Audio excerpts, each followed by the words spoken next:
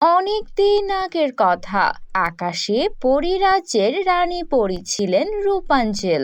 রানী পরী রূপাঞ্জেল অনেক দয়ালু পরী ছিলেন। তিনি পরিরাজ্যের সকল পরীকে ভীষণ ভালোবাসতেন। এভাবেই পরিরাজ্যের সব পরীরা অনেক আনন্দেই দিন কাটাচ্ছিল। পরিরাজ্যের রানী পরীর মনে একটাই কষ্ট ছিল, তার কোনো সন্তান ছিল না। তাই রানী সব সময় রাজার কাছে কান্নাকাটি করতেন। রাজা মশাই, আপনি বলুন, আমাদের কি আর কখনো কোনো সন্তান হবে না? আমাদের যদি সন্তান নাই হয়, তাহলে এই পরিরাজ্যের ভবিষ্যৎ কি হবে?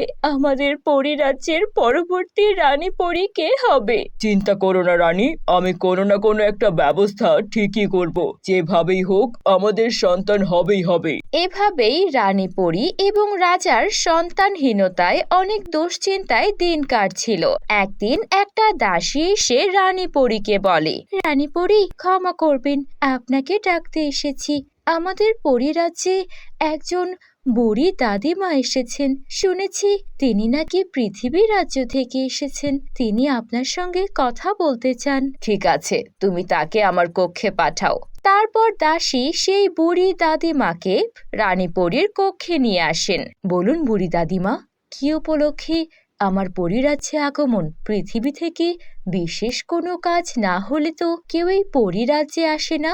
রানী পরী, আমি শুনেছি আপনি নিঃসন্তান।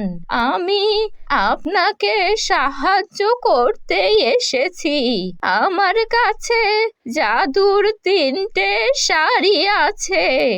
আপনি যদি এই 3টে শাড়ি কিনে নেন, তবে আপনি সন্তান লাভ করতে পারবেন। সেটা তো বুঝলাম বুড়িমা, কিন্তু আমি শাড়ির সঙ্গে সন্তানের কোনো মিল খুঁজে পাচ্ছি না। শাড়ি কেনার সঙ্গে সন্তানের কি সম্পর্ক? রানী পরী, আপনারা পরিরাজ্যে নানা রকমের জাদু করেন, তেমনি আমরা পৃথিবীতেও জাদু সাধনা করে থাকি। এই 3টে শাড়ি আপনি যদি টানা 1 মাস পরিধান করেন, তবে আপনি 3টে কন্যা সন্তান প্রাপ্ত হবেন। আপনাকে আমার কথা বিশ্বাস করতে হবে। ঠিক আছে বুড়িমা, আমি আপনার কথা বিশ্বাস করছি। এমনিতেই সন্তান না থাকায় আমার দিন খুবই খারাপ যাচ্ছে। প্রতি মুহূর্তে রাজ্য সামলানোর চিন্তা নিয়ে আমি ব্যাপক মুশকিলে পড়ে গেছি। ঠিক আছে, আমি আপনার 3টে শাড়ি কিনে নিচ্ছি। আপনি বলুন, এগুলোর জন্য কত মূল্য দিতে হবে? রানী পরী, এগুলোর জন্য কোনো অর্থ মূল্য দিতে হবে না।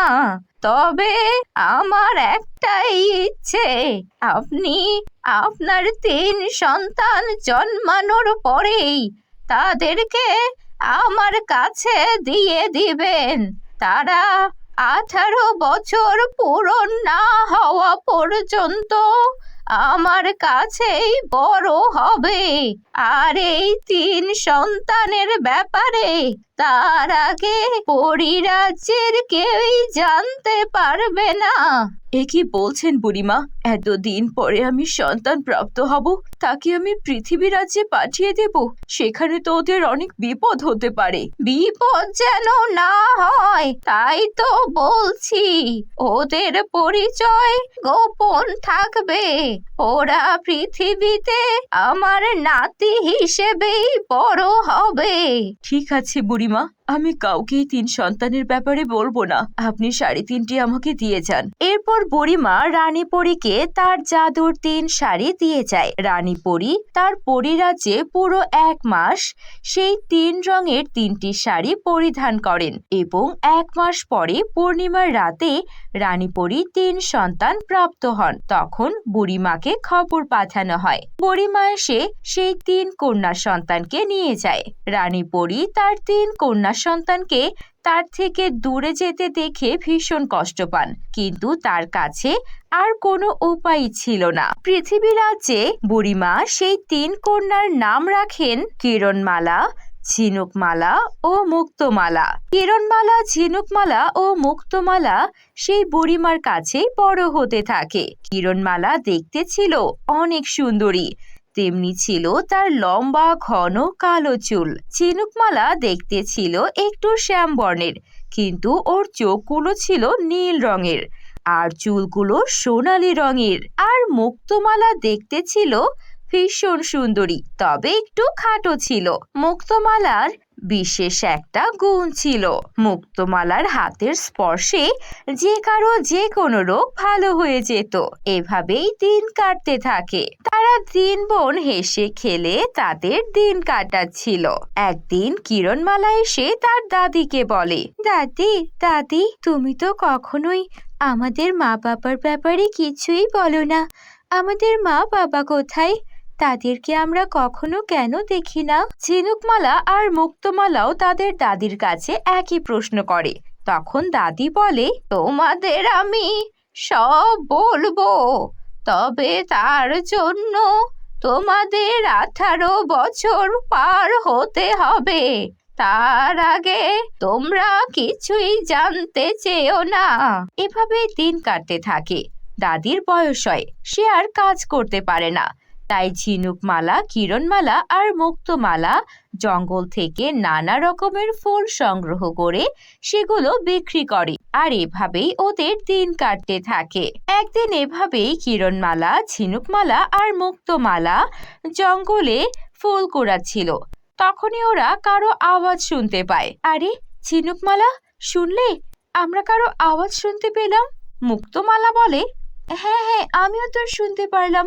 চলো চলো যাই দেখি। তখনই তারা 3 বোন জঙ্গলের যেদিক থেকে শব্দ আসছিল সেই দিকে ছুটে যায়। তখন ওরা দেখতে পায় 3টে রাজকুমারকে ডাকাত দলেরা বন্দি করে রেখেছে। আর তাদের কাছ থেকে তাদের সব ধন সম্পদ, হিরে জহরত ভর্তি 3টে গাড়ি ডাকাতি করছে। আরে এরা তো ডাকাত, আর এদেরকে দেখে মনে হচ্ছে কোনো রাজকুমার। ডাকাত দল নিশ্চয়ই রাজকুমারদের ধন রত্ন বহন করা গাড়িগুলো ডাকাতি করছে আর তাদেরকে বেঁধে ফেলেছে।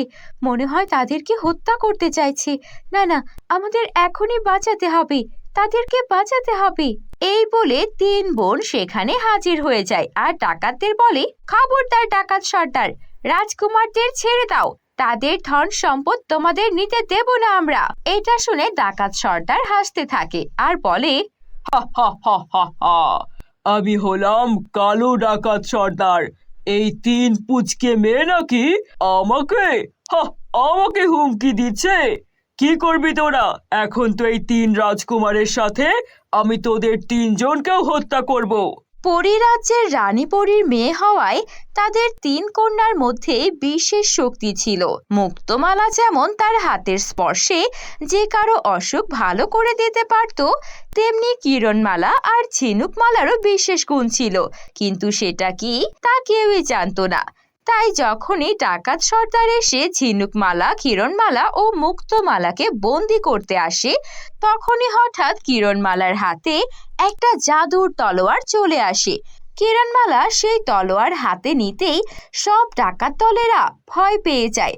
চারদিকে অনেক বজ্রপাত হতে শুরু করে। চারদিকে এত আলোর বিন্দু দেখা যায় যে ঠিকমতো কেউ কাউকেই দেখতে পাচ্ছিল না। এটা দেখে ডাকাত দলেরা ভয় পেয়ে যায়। তখনই ঝিনুকমালা হাতের ইশারা করে আর তার হাতের ইশারায় আগুন ঝরতে শুরু করে। সেই আগুন ডাকাত সর্দার সহ তার দল বলের গায়ে লাগতে শুরু করে। ডাকাতেরা ভয় পেয়ে সব ধন সম্পদ বোঝাই করা গাড়ি ফেলে সেখান থেকে পালিয়ে যায়। এরপর তারা 3 বোন 3 রাজকুমারকে মুক্ত করে। রাজকুমাররা তাদেরকে দেখে অবাক হয়ে যায় আর তাদের পরিচয় জানতে চায়, কিন্তু তারা 3 বোন বুঝতে পারছিল না এসব কিছু কি করে হয়ে গেল। তখনই সেখানে বুড়িমা আসে আর বলে, আমি বলছি এরা কোনো সাধারণ মেয়ে নয়। আজকে এদের 18 বছর পূর্ণ হলো। এরা হলো পরিরাজ্যের রানী পরীর মেয়ে।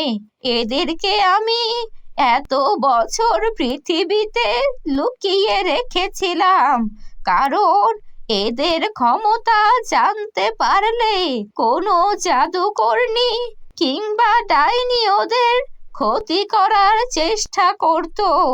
আজ 18 বছর পূর্ণ হয়েছে, তাই ওরা ওদের সকল শক্তি সম্পর্কে জানতে পেরেছে। এই তো রানী পরী তার 3 কন্যাকে নিতে এলো বলে। তখনই আকাশ থেকে অনেক অনেক পরী নেমে আসে। রানী পরী এসে বলে, এসো আমার 3 রাজকন্যা, তোমাদের অপেক্ষায় 18 বছর আমি পরিরাজ্যে পার করেছি। এবার তোমাদের সিংহাসনে বসার পালা। 3 কন্যা এটা শুনে অনেক খুশি হয়। তাদের মা বাবা পরিরাজ্যের রাজা এবং রানী। তারপর সেই 3 রাজকুমারও 3 পরীকন্যাকে অনেক পছন্দ করে ফেলে। তারা রানী পরীকে 3 রাজকন্যাকে বিয়ে করার প্রস্তাব দেন। রানী পরীও এই প্রস্তাবের সম্মতি দেন। তারপর তাদের 3 পরীকন্যার 3 রাজকুমারের সঙ্গে ধুমধাম করে বিয়ে হয়ে যায়। পরীকন্যারা তাদের সাথে তাদের দাদিমাকেও পরিরাজ্যে নিয়ে যায়। এভাবেই তারা পরিরাজ্য এবং পৃথিবী রাজ্য 2 রাজ্য মিলিয়েই সুখে শান্তিতে বসবাস করতে শুরু করে। তো বন্ধুরা, কেমন লাগলো তোমাদের আজকের এই গল্পটি? কমেন্ট করে জানিয়ে দিও। ভালো লাগলে একটা লাইক করে দিও। আর তোমরা যদি আমাদের চ্যানেলে নতুন হয়ে থাকো, আমাদের চ্যানেলটিকে সাবস্ক্রাইব করে বেল আইকন অন করে দিও। ধন্যবাদ।